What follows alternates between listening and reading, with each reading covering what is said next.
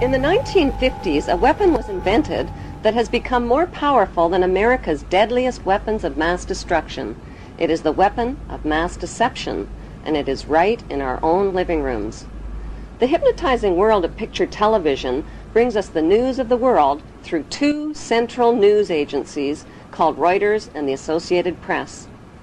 The Rothschilds bought Reuters in the 1800s, which later bought the Associated Press and made the Rothschild family owners of the world's largest central news services.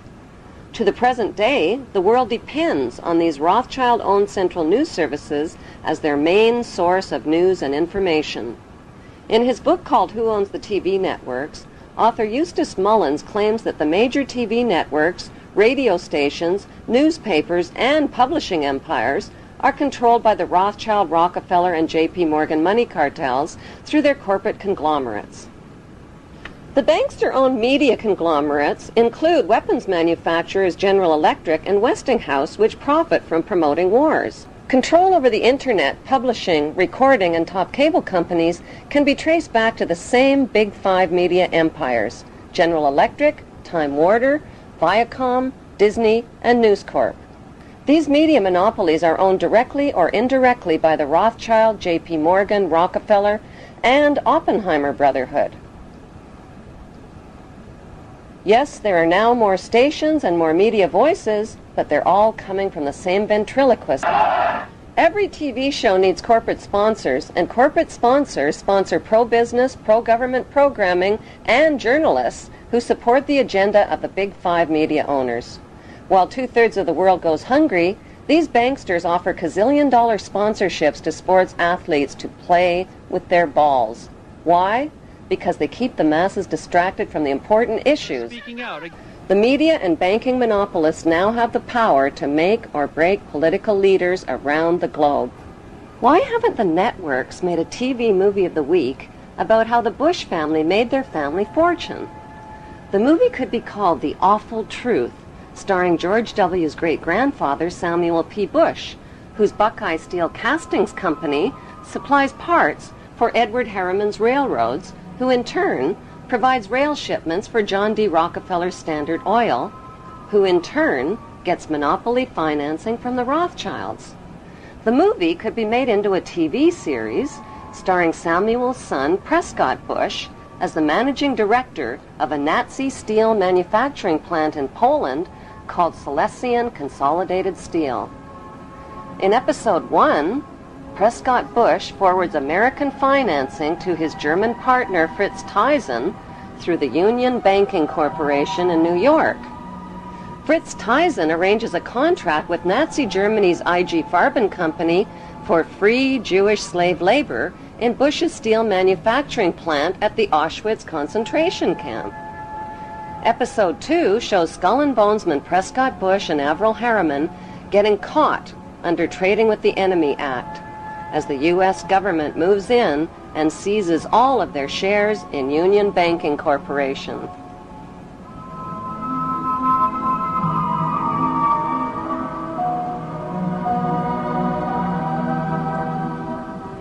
In episode 3, Prescott's son, the first George Bush, is director of the CIA. George puts drug king Manuel Noriega on the CIA payroll, allowing thousands of tons of cocaine to hit the streets of America via the Panama Canal. In episode 4, George's son, the second George Bush, becomes partners with Osama bin Laden's older brother, Salem bin Laden, in a Texas oil company called Arbusto Energy. Episode 5 introduces George W.'s shady younger brother, Neil Bush, ripping off the elderly in the Silverado savings and loan scandal that cost U.S. taxpayers $1.3 billion. In episode 6, the Florida election is fixed by George W.'s older brother, Jeb Bush, who puts brother George into the top job at the White House, which brings us back to Auschwitz and the concluding episode with George W. Bush visiting the slave labor camp where his grandfather helped build the Bush family fortune on free Jewish slave labor.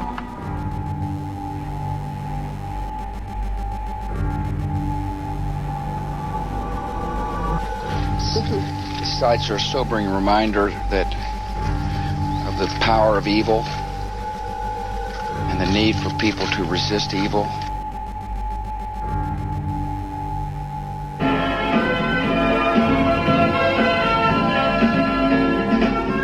Ladies and gentlemen. As a follow-up to the TV series, an award show could celebrate the 20-year friendship of the Bush and Bin Laden families and their shared investment in the Carlyle Group. The Carlyle Group is one of America's largest weapons contractors. For the Bush and Bin Laden families, war means profits, big profits. Although the media creates the illusion of freedom of the press, the dominant opinion and messages always serve the banksters' agenda. The chilling reality is that up to 15% of the tax money deducted from your paycheck each month buys the bombs and pays the salaries of troops to commit these atrocities. Rivers of blood from innocent families and their children is on everybody's hands. The plan for world domination by the banksters cannot be accomplished without your cooperation. That plan was formulated in 1773 at Mayer Rothschild's goldsmith shop by 13 influential German Jewish families. Among them were Rothschild, Oppenheimer, Warburg, and Schiff. Their formula for global control is the 3M formula: money control, media control, and military control. 2, 1, mark, and visual confirmation. Like changes to the rules that gave these families the media and money monopolies, new laws are being passed to transfer military control to them by privatizing the military. But if they're killing terrorists, who cares if they are government soldiers or corporate soldiers? A more important question to ask is, who exactly are the terrorists and where do terrorists get their training? The answer is right smack in America at Fort Benning, Georgia. Until January 2001, America's terrorist training school was called School of the Americas, but because of massive protests against its activities, the name was changed to WISC, Western Hemisphere Institute for Security Cooperation. Actress Susan Sarandon narrated a documentary film called School of the Assassins. The film exposes the school as a terrorist training camp whose graduates are well-known murderers, torturers, state terrorists, and dictators, including drug king Manuel Noriega. The role of terrorists in the bankster-owned media is to scare the living tax dollars out of citizens, and timing is everything. On the second anniversary of the 9/11 attack on the World Trade Center, George Bush asked for an $87 billion increase in military spending. At the same time, the media released a dramatic video showing Osama bin Laden alive and well and threatening to make the 9/11 attack seem like foreplay. How much do we really know about America's favorite villain? Multimillionaire Osama bin Laden was the 17th of 52 children fathered by a wealthy construction baron named Mohammed bin Laden, who had close ties to the Saudi royal family and the Bush family. In 1979, the American CIA and Pakistan's ISI financed an anti-Soviet group in Afghanistan and provoked a profitable 10-year war with the Russians. When the Russians invaded Afghanistan, the CIA hired Osama bin Laden to recruit and train al-Qaeda fighters to fight the Russian army. Invasion. Anti-communist guerrillas in Afghanistan have been at the front line in the fight against the spread of communism. But what was the fight really all about? Not carrots or potatoes. It was about poppies, endless fields of opium poppies that provide over 70% of the world's heroin supply to heroin addicts worldwide. These are very uncomfortable issues for politicians.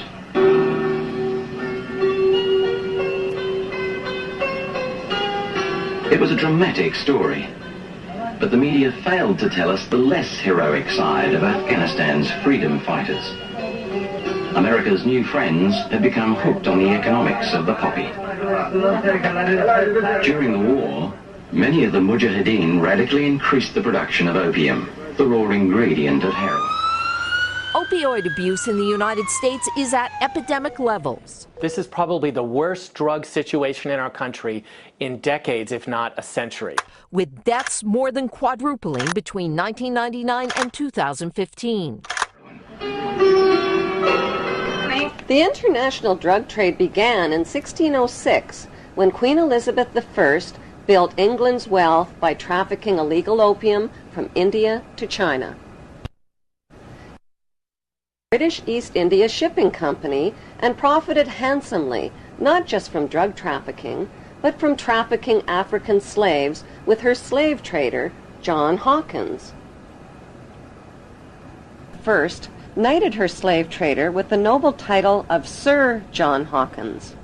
By 1830, the British had distanced themselves from dope dealing by granting opium monopoly rights to the Jewish Sassoon family, who became known as the Rothschilds of the Far East. As an agent for the Crown, David Sassoon shared his dope profits with Queen Victoria. The British East India Company built a major factory to process the opium here at Gazipur. It's still a lucrative earner for the Indian government, which sells opiates to the world's pharmaceutical industry. When the Chinese banned opium and destroyed 600 chest loads of the addictive drug, Sassoon and the British retaliated. It was a financial disaster for the British. With huge profits at stake, they retaliated with the Opium Wars of 1843 and 1858. The forces of the market were to defeat China's moral prohibition. Sassoon and the British forced drug addiction onto an entire nation, stole the island of Hong Kong, and made Hong Kong the capital of the British international drug trade. In 1872, Queen Victoria knighted David Sassoon's son, Albert Sassoon, who spread the illegal opium trade throughout China and Japan. In 1887, Sir Albert Sassoon married Aline Carolyn Rothschild and joined the pirated fortunes of the Sassoon drug cartel with the Rothschild money cartel. Today, it's business as usual for the descendants of the Sassoon and Rothschild families, who socialize with Queen Elizabeth II and Prince Charles as elite members of Britain's inner power circle. Many have been granted royal titles, like Sir, Countess, Baron, and Marquis, but their many victims aren't fooled by the crowns, the titles, and the tuxedos. They have very different titles for them. Titles like liars, thieves, dope dealers, and mass murderers. On the other side of the Atlantic, a member of the same opium smuggling syndicate, Samuel Russell, founded Yale University's Skull and Bones Brotherhood with drug money. Exclusive members were financed into political power positions in the CIA, the U.S. Supreme Court, and the White House. When Skull and Bonesman George Bush Sr. became CIA director in the 1980s, the CIA recruited Osama bin Laden to train al-Qaeda and Mujahideen fighters in Afghanistan. The job of Osama's trainees was not just to fight the Russian communists, it was to run Afghanistan's multi-billion-dollar opium trade. Heroin, manufactured from Afghan opium, supplied $250 to $300 billion annually to Wall Street and the U.S. banks. Authors Alfred McCoy and Michael Levine tied the CIA to this unholy drug alliance and received national attention when the CIA tried to suppress their books. Michael Levine became a best-selling author when he wrote about his experience of this unholy alliance. After 30 years' distinguished service with the DEA, he could write with some authority. You could look at what they did to me as an example in microcosm of Central Intelligence's actions and the State Department in completely subverting the drug war. You know, the drug war was something that only existed in the minds of Americans, on the streets of America, for kids like my brother, for cops who died. There was no drug war. The biggest drug dealers in the world were given a license to sell drugs to Americans to support themselves. And this continued right down from Southeast Asia, through the Mujahideen, through the Contras. But how was the heroin smuggled into the United States?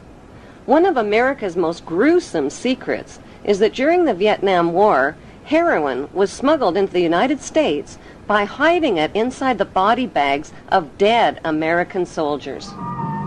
By the end of the 1960s, 1/3 of U.S. soldiers in Vietnam and close to 1 million United States citizens were hooked on heroin. Drugs like LSD, mescaline, marijuana, and hashish also swamped the streets and college campuses of America. Who or what turned America's youth onto these illegal drugs? Celebrity anti-war activists like Aldous Huxley, Timothy Leary, Allen Ginsberg, and Bertrand Russell sold America's youth on acid rock, tripping out, and one world government. Their financing came from the Warburg Banksters and IPS, Institute for Policy Studies. Over 100 million doses of LSD that hit the streets of America were purchased by Timothy Leary and Alan Dulles through S.G. Warburg's Sandoz AB Pharmaceutical Company in Switzerland. Free sample-sized packages of acid were handed out not only on college campuses, but at rock concerts, where musicians persuaded millions of fans to get high. Critics of the drug culture blame parents, teachers, law enforcement, and everybody except the people behind it all, namely the Rothschild-Warburg banksters and their Committee of 300. According to Dr. John Coleman, who wrote the story of the Committee of 300, the Beatles rock group were brought to America by the Tavistock Institute. Tavistock launched the drug culture revolution in America to popularize and normalize social drug use. Through their record companies and advertising monopolies, the banksters have packaged and financed their celebrity salesmen to anesthetize, addict, and enslave billions of people worldwide with dependencies on both prescription and non-prescription, legal and illegal drugs. Those drugs range from alcohol, nicotine, and caffeine to Prozac, crack cocaine, and heroin. Like the phony war on terrorism, the phony war on drugs is a cat and mouse game being fought with one hand and fed with the other. The peace symbol adopted by the drug flower children of the 60s was designed by Gerald Holtham, who was commissioned by One World Government salesman Bertrand Russell. The symbol was never designed as a symbol of peace, but as a symbol of death. It is actually a cross turned upside down with the arms broken and is used by Satanists and in Druid witchcraft. In Germany, the symbol is known as the Death Rune and is found on tombstones of Hitler's Nazi SS officers. CIA's team of ex-Nazis and Skull and Bonesmen financed and trained Osama bin Laden, who pushed the Russians out of Afghanistan by 1989. The CIA then trained and installed the ruthless Taliban regime to run the booming opium trade. After a decade, the long friendship between America and the Taliban suddenly turned ugly. At a meeting held on December 4th, 1997 at Unocal headquarters, American oil men made a proposal to the Taliban about building a pipeline through Afghanistan. Rothschild Shell Oil and Rockefeller's Exxon Oil had invested billions in the Kazakhstan oil and gas reserves just north of Afghanistan. Now they needed a pipeline to transport it to the Persian Gulf. The Taliban demanded a bigger cut and turned down the proposal. Suddenly, the banksters' American-controlled media were calling the Taliban monsters, evildoers, and cruel villains who beat up on women.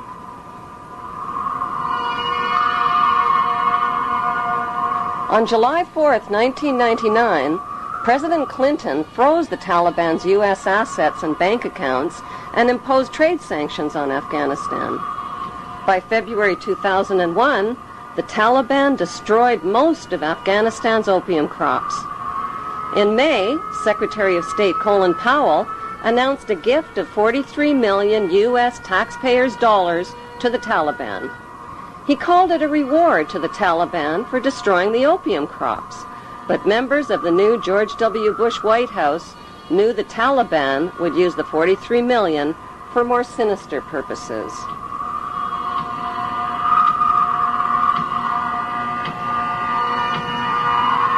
larger issue is not just not connecting the dots, but not getting the dots.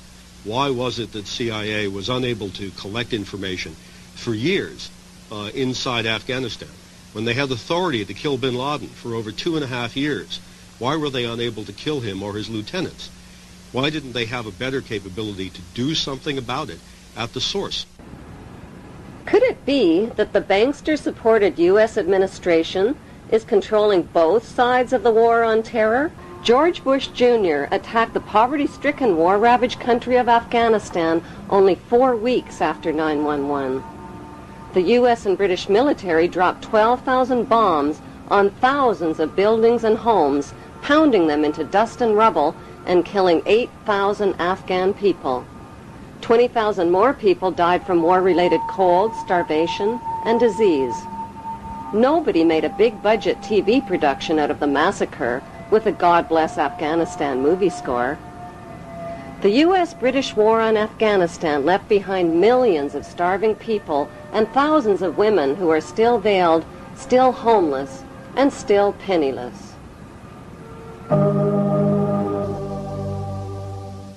Afghanistan is the world's largest producer of opium and now the world's largest producer of heroin.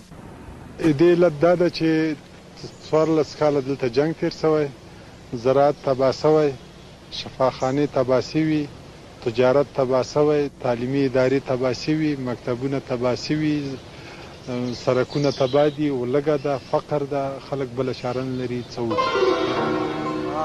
There can never be peace and democracy in Afghanistan. Why? Because peace and democracy would expose and cut off corporate America's opium and heroin trade at the source. So what was the payoff for the U.S.-British war on Afghanistan? 1. The uncooperative Taliban warlords got kicked out and replaced by the cooperative Northern Alliance warlords. 2. Opium and heroin production and revenues skyrocketed. 3. Afghanistan got a new leader named Hamid Karzai, who just happens to be an ex-employee of Unocal Oil. 3. America got permission to build their oil and gas pipeline through Afghanistan. In the 1980s, the United States supported Iraq's invasion of its neighbor, Iran, to stop the spread of Iran's Islamic Revolution. America played both sides of the Iran-Iraq war by supplying Saddam with chemical and biological weapons of mass destruction, and at the same time, America secretly sold weapons to Iran and illegally diverted the money to the Contra-revolutionaries in Central America. During the war, the United States sent a special envoy to see Saddam in 1983. He was Donald Rumsfeld, now the U.S. Defense Secretary. The two men discussed how to reinforce Iraq against a common enemy. This was at a time when Iraq was using chemical weapons on Iranian troops. U.S. companies were supplying components with Washington's knowledge. By 1990, President George Bush Sr. tricked Iraq into another war with another oil-rich neighbor, Kuwait. How? By supplying Kuwait with horizontal drills that could reach beneath the border of Iraq and siphon oil from Iraq's oil fields. Kuwait used the U.S.-made drills to steal 300,000 barrels of oil per day from Iraq, worth over $3 billion annually. The fuse was lit, and Kuwait did nothing to put it out. They pumped oil without restraint from Rumaila oil field, which was accessible to both Kuwait and Iraq, and they exceeded OPEC quotas, flooding the market and driving prices even lower. George Bush Sr. officially promised not to interfere in Iraq's legitimate oil battle with Kuwait, but when Saddam's army entered Kuwait to defend their oil reserves, Bush pounced on them. Our goal is not the conquest of Iraq. It is the liberation of Kuwait. America disposed of its toxic waste problem by building radioactive depleted uranium right into their bombs and dropping them on Iraq. Bush Sr. not only devastated and poisoned Iraq's water systems and infrastructure, he weakened the economies of both Kuwait and Iraq, collected giant profits from rationed Iraqi food for oil programs, and landed massive rebuilding contracts in Kuwait. Bush Sr. followed up the Gulf War with 10 long years of deadly trade sanctions that killed another 1.5 million Iraqi people, including 600,000 children who were cut off from medical supplies. bookstore in the United States today, you can find 50 books celebrating different aspects of the war and how grand it all was. And you only find one that points out that this was a war crime, that demonstrates the evidence that shows that we deliberately targeted civilians and killed more than 250,000 people in Iraq. You'll be fighting not to conquer anybody, but to liberate people. In March 2003, President George Bush Jr. launched the second Gulf War. The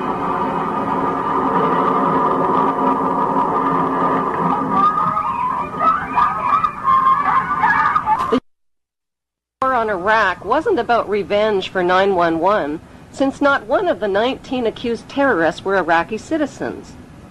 It wasn't about weapons of mass destruction, which inspectors hadn't found.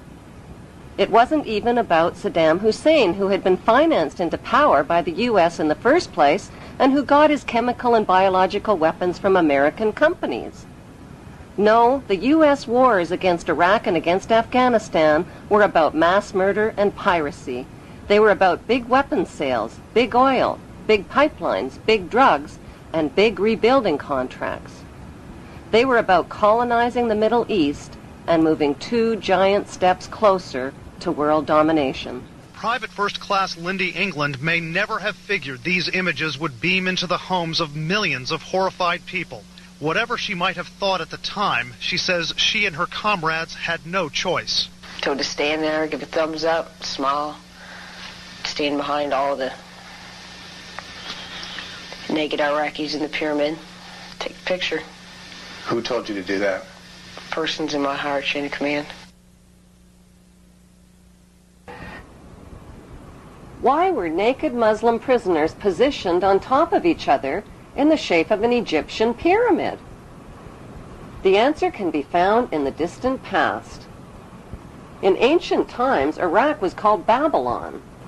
The year is 586 BC. The armies of Nebuchadnezzar, king of Babylon, descend on Jerusalem with the wrath of an angry God. It is almost 6 centuries before the birth of Christ. The Romans have not yet even dreamed of empire. It is a dark chapter in the history of the Jews, while Babylon's fierce star is rising. The Bible describes the Babylonian attack. Homes are pillaged, King Solomon's temple is set ablaze and utterly destroyed. Saddam Hussein made the mistake of comparing himself to Babylon's King Nebuchadnezzar. The capture of Iraq and Saddam Hussein was not just about oil and colonization, it was also about settling an old Hebrew score. We got him.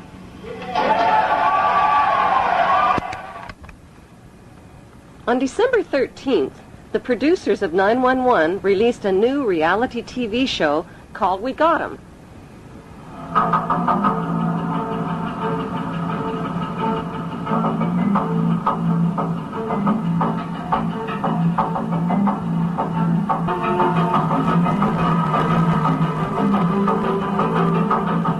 The Iraqi people claimed the We Got 'Em video show was staged.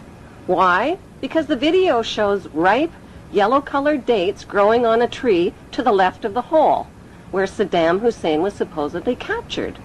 Every Iraqi citizen knows that Iraqi dates only ripen and turn yellow in July and August, never in December. Since date trees don't tell lies, the We Got 'Em video had to be staged at least 3 months earlier in July or August, not on December 13th as reported. How could Saddam, who is almost 70 years old and over 6 feet tall with a bloated belly, squeeze in and out of a hole that small? How could he have grown a beard that long in such a short time? Why did he dye his hair black while in hiding? For his CNN close-ups, perhaps? There are 3 books which clearly map out the Zionist plan for world domination. The Bible, written by Hebrews, Morals and Dogma, written by Freemason Albert Pike, and the Protocols of Zion, written by the Priori of Zion and revised by the Zionist Illuminati. The Zionist plan is to create an apocalypse that will exhaust and depopulate the masses through deadly designer viruses, global terror, economic disasters, and nuclear war, when the remaining survivors will gladly embrace the promises of a handsome, charismatic new leader who will unveil his plan of hope for eternal world peace. The only way to achieve eternal world peace, he will explain, is to put an end to the 5 causes of war. Secretly, he knows there is only one main cause of wars: the wars caused by his royal ancestors who planned, provoked, financed, and profited from them. He will sell his peace plan by telling the world that border wars will only end by creating a world without borders. Religious wars will only end by creating one world religion of interfaiths. Economic wars will only end by creating a cashless, debt-free society. Rivalry wars between rulers will only end by creating one world ruler. The tools used for war, from handguns to nuclear bombs, will be eliminated, and one world army will be created, which will guarantee world peace. How will this eternal peace plan be accomplished? Through the United Nations, which is the brainchild of the Committee of 300 Ruling Families. The UN is their vehicle for world government and is located on 18 acres of prime Manhattan land donated by the most visible of the ruling families, the Rockefellers. The UN is a closed organization with no public records or open meetings. U.S. taxpayers have already invested $2 trillion in this world authority. Although most of the people working for the UN are genuinely working for peace, the UN is a godless organization controlled by the Committee of 300. These inbred ruling families pretend to have royal blue blood, but their blood is no more blue or royal than Hannibal Lecter's blood. Some speculate that these families of evildoers are demons or aliens or evil shape-shifting reptilians, but there is a more scientific explanation for their madness. For thousands of years, these families have practiced inbreeding between sisters and brothers, uncles and nieces, mothers and sons, to keep the power and wealth all in the family. This practice of inbreeding over thousands of years has produced a clever but pathological breed of conscienceless, sociopathic families who will stop at nothing to own every ounce of gold, every drop of water, and every blade of grass on planet Earth. The United Nations, which they founded and control, has clearly stated its goals of establishing a new world order, a UN standing army, and a global taxation system. The Queen's husband, Prince Philip, and Evelyn Rothschild have already established an interfaith declaration for the creation of one world religion. What would life be like in this world empire with one world religion, one world army, one world economy, one world court, one world media, one world government, and one world dictator? What the public doesn't know is that Karl Marx's Communist Manifesto and the Russian Constitution have been built into the UN Charter, and that the New World Order will be a communist world order.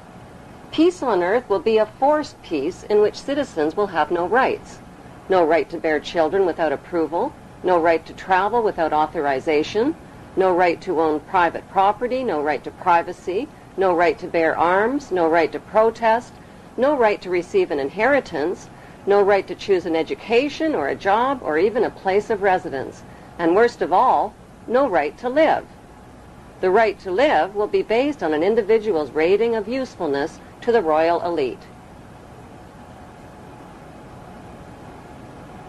In this planned world without borders or nations, citizens will be disarmed of all weapons, including handguns, and will have no means to protest, fight, resist, or challenge this one world authority who will control them spiritually, economically, and militarily. Every human being will be electronically tattooed and will become helplessly dependent on this one world authority for all of their most basic needs. The masses will eventually be taught to bow down and worship this one world dictator who will rule the entire world from his eternal throne in Israel. They have waited for him. They believe in him. They expect he will heal the world's ills. Some say he is the Messiah, finally returned.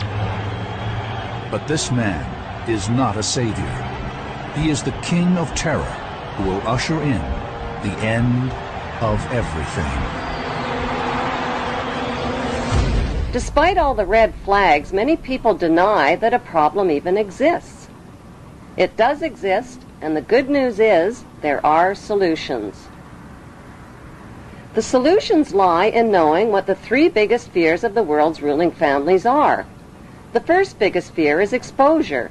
They have gone to great lengths to cover up their trail of crimes and to win the public's trust through their media monopolies. Without public trust, their ancestral plan for global control is doomed. Their second biggest fear is losing public support. If the public stops cooperating, their plan is guaranteed to fail. Their third biggest nightmare is organized resistance by an informed and fearless public. The ruling families know from past experience that the will of the people can defeat all their military and monetary might. Vietnam is a perfect example. There is no doubt whatsoever that these ruling families can be totally defeated by turning their three worst fears into a reality.